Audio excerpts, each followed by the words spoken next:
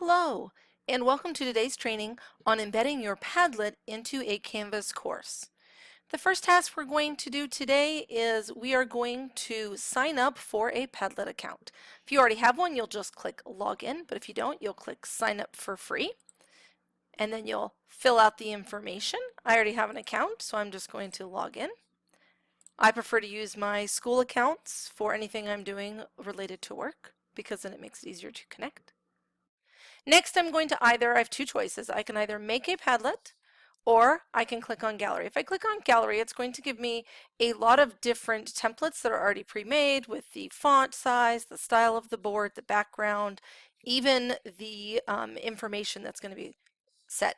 And I can click on one of these and actually copy it and create it into my own as a template. But today we're just going to make a blank Padlet. When you click on Make a Padlet, you will get the one of 8 options on how you would like it to look and function. For today, I'm just going to create a wall. Therefore, it'll just pop up. Now, Padlet is a wonderful program and it comes up with great little titles as well as backgrounds for you to already make. Kind of gives you some inspiration. So I'm just going to write Test Padlet on mine. If I was doing this for my students, I would name it the same as the topic. The description is going to be the instructions. So I'm just going to write add your thoughts on space. You can pick an icon if you would like. So you can put an emoji in here, or you can add your own. This is going to just be on the actual board itself. This is not what I am writing on my particular comment. So then I can come in here and I can change the wallpaper. So right now it's kind of got this giraffe print. I could just make it solid white. I could use texture, patterns if I was doing a seasonal one. I could do pictures. There's a space one I'm going to pick here since I'm kind of doing space as my question. And then a couple of different pieces here. So do I want to see whose name it is above each of the comments? I like to see that so I know what students are writing, but you don't have to. Do you want people to allow comments on other people's comments? Should they be able to do reactions? So I could give them a grade, students could give them a star or do like a thumbs up. And then depending on your grade level, you may want to click this. I teach younger grades, so I don't have to usually worry about profanity.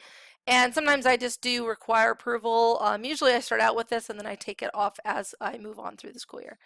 And then we've clicked on all the ones I want, and then I'm going to come up here and just click next.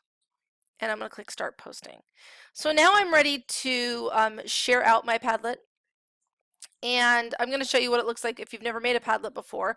When students click on the link, they will go to this site and they will click on the plus, and then they will have the opportunity to write something.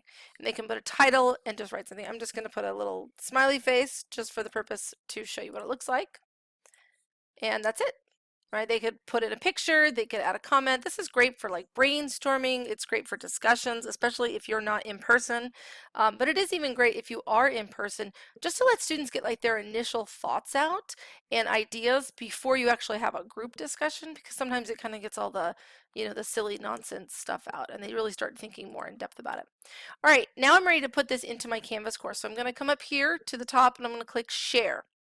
And I have a lot of different ways I can share it, but I want to embed this into my Canvas course. I could export it. I could share it in my Google Classroom if you have that.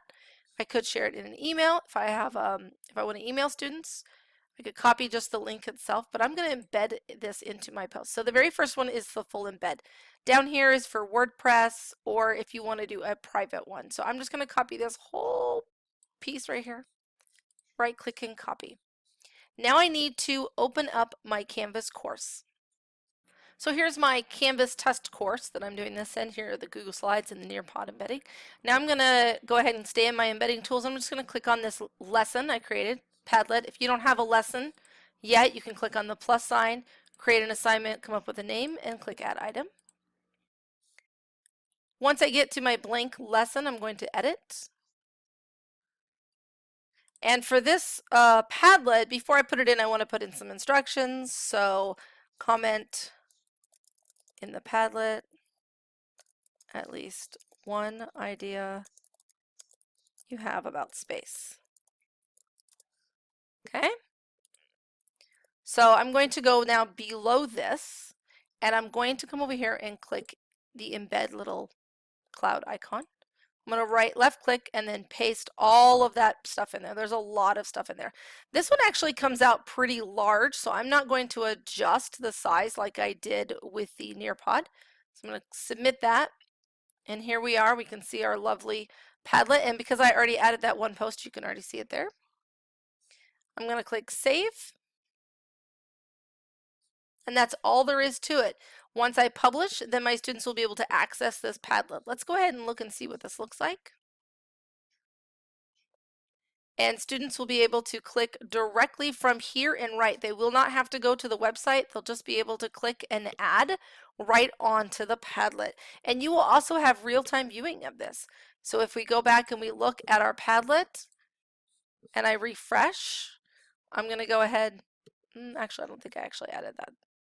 I'm going to go ahead and it is big. That's maybe what my student has decided, that it's big. And when I go back to my Padlet, I'm going to see that it's automatically, they don't have to refresh actually or anything. All right, if you have any questions, please leave a comment below. Don't forget to like and subscribe.